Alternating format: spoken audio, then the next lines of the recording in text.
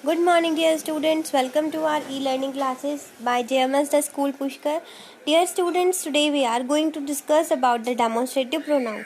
Before start करने से पहले मैं आप सबसे ये पूछना चाहती हूँ दैट आप लोगों ने मेरा प्रीवियस वीडियो जो है देखा या नहीं देखा, बिकॉज इससे पहले वाला वीडियो बेटा देखना बहुत ज़रूरी है, तभी प्रोनाउन जो है वो आपको पूरा समझ आ पाएगा, ठीक है। और आपको किसी भी तरह का कन्फ्यूज़न हो so please you can ask in message, okay. तो डेमोन्स्ट्रेटिव प्रोनाउन के बारे में जब हम पढ़ेंगे तो उसमें देखो क्या है कि a person used two point out the object is called demonstrative pronoun. कोई भी पर्सन है, ठीक है, जब हम लोगों को उसको पॉइंट आउट करना रहता है, ठीक है, तो जो वर्ड्स हम लोग उनके लिए यूज़ करते हैं so that are demonstrative pronoun. जैसे it always point out the object, ठीक है, और ये हमेशा किसको पॉइंट आउट करता है? ऑब्जेक्ट को।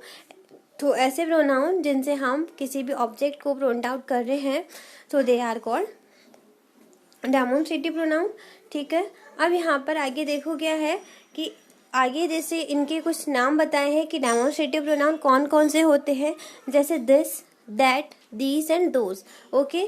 कौन कौन से डेमोन्स्ट्रेटिव प्रोनाउन है आपको बताती हूँ फिर से। This, that, these and those, ये सब क्या है? डेमोन्स्ट्रेटिव प्रोनाउन, ठीक है। अब जैसे यहाँ पर अगर सेंटेंस में बोला गया कि आप इसमें से बताओ प्रोनाउन कौन सा है, दिस इज माई बुक, ठीक है। यहाँ पर आपको क्या ऑप्शन दिया, क्या एग्जाम्पल दिया गया है? This is my book. तो इसमें जो ये दिस है, ये जो दिस टर्म है, तो ये क्या हो जाएगी? आपकी डेमोन्स्ट्रेटिव प्रोनाउन हो जाएगी, ठीक है। अब जो आपका नेक्स्ट है these are beautiful, okay, these are beautiful. तो अब इसमें आपकी डेमोन्स्ट्रेटिव प्रोनाउन कौन सी है? दीज, क्योंकि ये ऐसे वर्ड्स है, ये ऐसे प्रोनाउन है जिससे हम किसी चीज़ को, किसी ऑब्जेक्ट को पॉइंट आउट कर रहे हैं, ओके। तो अब आगे देखो इंटेरोगेटिव प्रोनाउन। अब हम लोग पढ़ेंगे इंटेरोगेटिव प्रोनाउन को, ठीक है। इंटेरोगेटिव प्रोनाउन के बारे में देखो क्या होता है। इंटेरोगेटिव, इंटेरोगेटिव का मतलब होता है जब हम किसी से क्वेश्चन पूछते हैं, ठीक है। जब हम एक क्वेश्चन जब पुटअप करते हैं so they are included in interrogative pronoun, ठीक है।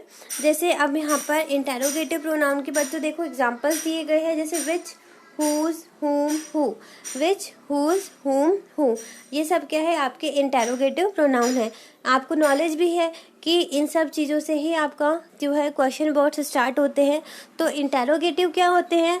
जिनमें जो सेंटेंस में क्वेश्चन बनाए जाते हैं ना, which is the most beautiful book, मतलब sorry, which is the most beautiful girl, इस टाइप से सेंटेंसेस बनाए जाते हैं। तो इसकी स्टार्टिंग में विच आया है, तो यानी कि जो हमारे WH वर्ड है उनसे ही इंटेरोगेटिव जो प्रोनाउन होंगी वो स्टार्ट होगी, ठीक है।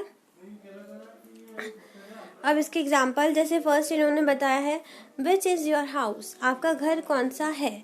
हुज इज़ दिस पेंसिल, ये पेंसिल किसकी है।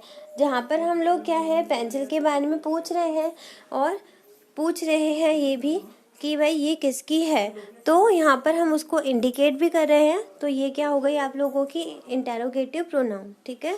अब आ जाएगा पर्सनल प्रोनाउन।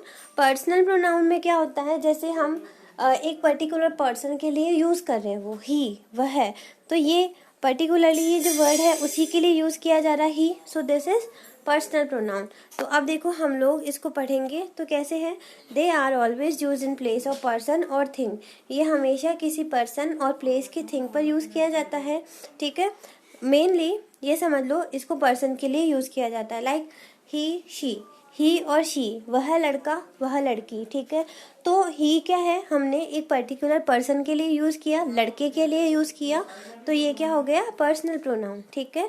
इसी के साथ I, it, we, you, they etcetera, तो ये सारी चीज़ें क्या है? पर्सनल प्रोनाउन है। ये देखो बेटा इन सब चीज़ों का कंसेप्ट यही है कि जब कोई वर्ड, जब कोई टर्म जो है उसे उसका होने का बताती है, उसका होने का बोध करवा रही है, ठीक है।